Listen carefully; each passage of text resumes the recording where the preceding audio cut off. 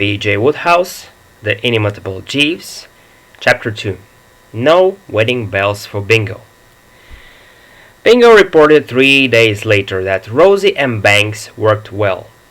At the beginning, Old Little was not happy with the change of literary diet, but Bingo had read him Chapter 1 of All for Love, and after everything went well, they had finished a Red Summer Rose, Madcap Myrtle, and Only a Factory Girl, and were reading The Courtship of Lord Strathmerlick. Bingo told me all this in a husky voice. The only thing to complain was his throat, which was beginning to show signs of cracking under the strain. He was looking his symptoms in a medical dictionary, and he thought he had got a clergyman's throat. But I was not sorry for him, because his aim was near, and also after the evening's reading he always stayed on to dinner. And the dinners, as he told me by Old Little's cook, were excellent. There were tears in his eyes when he was talking about the clear soup. Old Little wasn't able to take part in these banquets, but Bingo said that he came to the table and had his arrowroot and sniffed the dishes, and told stories of entrees he had had in the past. Anyhow, things seemed to be quite wonderful, and Bingo said he had got an idea. He wouldn't tell me what it was. "We make progress, Jeeves," I said. That is very satisfactory, sir. Mr. Little tells me that when he came to the big scene in Only a Factory Girl, his uncle was crying like a baby." "Indeed, sir." "Where Lord Claude takes the girl in his arms, you know, and says, 'I'm familiar with the passage, sir. It is distinctly moving. It is my aunt's favorite scene.'" "I think we're on the right track." "It seems so, sir. In fact, this looks like another success of yours. I've always said, I always shall say, that you're a sage, Jeeves. All the other great singers of the age are nothing." "Thank you very much, sir. You can always rely on me." About a week after this, Bingo told the news that Gout had trouble him, and that he would be back at the table with a knife and a fork as before. "And by the way," said Bingo, "he wants with me him tomorrow." "Me? He doesn't know I exist." "Oh yes, he does. I've told him about you." "What have you told him?" "Oh, various things. Anyhow, he wants to meet you, and take my tip, you will go. I think the lunch tomorrow will be something special." I don't know why it was, but Bingo's words sounded strange. "There is something strange in it," I said. "Why should your uncle ask a fellow to lunch whom he's never seen?" "My dear old fathead, haven't I just said that I've been telling him all about you, that you're my best friend, at school together, and all that sort of thing? So what? Why do you want me to come?" Bingo hesitated for a moment. "Well, I told you I'd got an idea. This is it. I want you to tell him the news. I'm not brave enough." "What? And you call yourself a friend of mine?" "Yes, I know, but there are limits." "Bertie, I saved your life once." "When?" "Didn't I? Well, it must have been some other fellow then. Well, anyway, we were studying at school together and all that. You can't let me down." All right. But when you say you are not brave enough, you misjudge yourself. A fellow who... "Cheerio," said young Bingo. 1:30 tomorrow. Don't be late. I can say that the more I thought about the lunch, the less I liked the idea.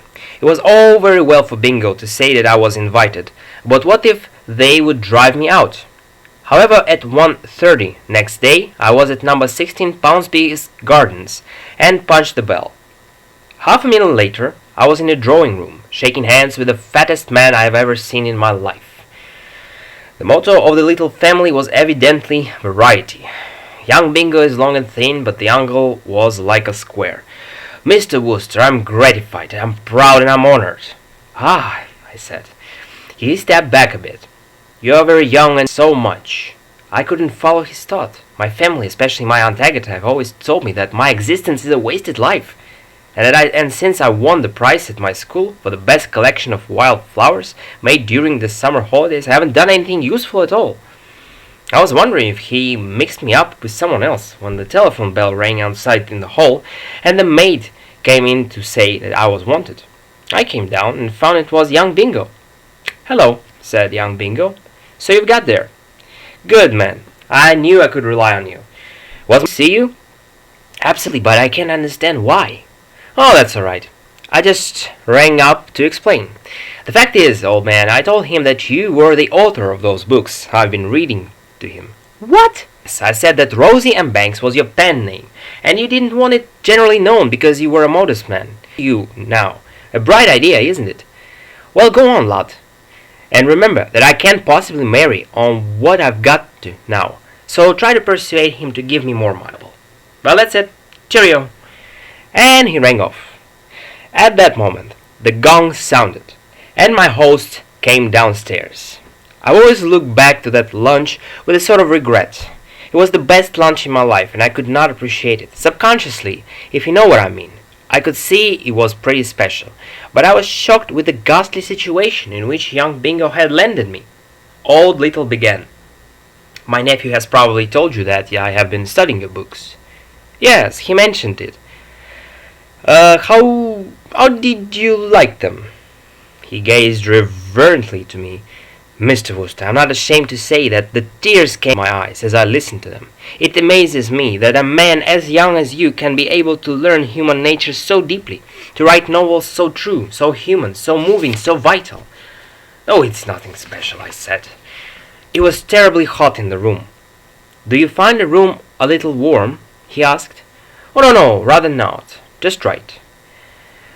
Then it's the pepper. That if my cook has a fault, I'm not prepared to admit, isn't that she adores pepper? By the way, do you like her cooking? I was so relieved that we had changed the subject that I shouted approval. I'm delighted to hear it, Mr. Wooster. I may be prejudiced, but to my mind that woman is the genius. Absolutely, I said. She has been with me 7 years, and in all that time I have not known her guilty of single lapse from the highest standard, except once in the winter of 1917. A certain mayonnaise of hers was not soft enough. But there had been several air raids about that time, and no doubt that poor. But nothing is perfect in this world, Mr. Wooster. For 7 years I have lived in constant apprehension lest some person might lure her. To my certain knowledge, she has received offers, lucrative offers, to accept service elsewhere. You can imagine, Mr. Wooster, my sorrow when she said that she was going to change her place of employment. Good Lord. Oh, my dear author of Red, Red Summer Rose, but I am glad to say the worst has not happened. Jane is not leaving me. Wonderful. Wonderful indeed, and speaking of your books, may I say that what has impressed me about them, even more than the actual narrative, is your philosophy of life. If there were more men like you, Mr. Wooster, Lone better place. This was opposite to my Aunt Agatha's philosophy of life. She has always told me that it is the presence of guys like me that makes London a plague spot. Let me tell you, Mr. Wooster, that I appreciate your splendid defiance of the fetishes of a social system. I appreciate it. I remember the words of Lord Bletchmore in Only a Factory Girl. Be her origin never so humble, a good woman is the equal of the finest lady on earth. Really? Do you think that? I do, Mr. Wooster. I'm ashamed to say that there was a time when I was like other men, a slave to the idiotic convention which we call class distinction. But since I read your book, you think it's all right for a guy to marry a girl of what you might describe? Well, of course I do, Mr. Wooster. I took a deep breath and told him the good news. Young Bingo, your nephew, he wants to marry a waitress, I said. I honor him for it, said Old Little. You don't object? On the contrary. I took another deep breath. I hope you won't think I'm butting in, but how about it? I fear I don't quite follow you. Well, I mean to say, the money you're good enough to give him. He was rather hoping that you, because of his marriage, might add some money to his income. Old Little shook his head regretfully. I fear that can hardly be managed. You see, a man in my position must save every penny. I will gladly continue my nephew's existing allowance, but beyond that I cannot go. It would not be fair to my wife. What? But you're not married. Not yet, but I think about it. Lady who for years has cooked so well for me, honor me by accepting my hand this very morning. A cold gleam of triumph came into his eye. Now let them try to get her away from me, he muttered. Young Mr. Little has been calling you during this afternoon, sir, said Jeeves that night home. No wonder. I said. I'd sent poor old Bingo a note by messenger boy by shortly after lunch. He seemed a little agitated. I don't wonder, Jeeves. I'm afraid I've bad news for you. That scheme of yours, reading those books to old Mr. Little and all that, has led us to nowhere.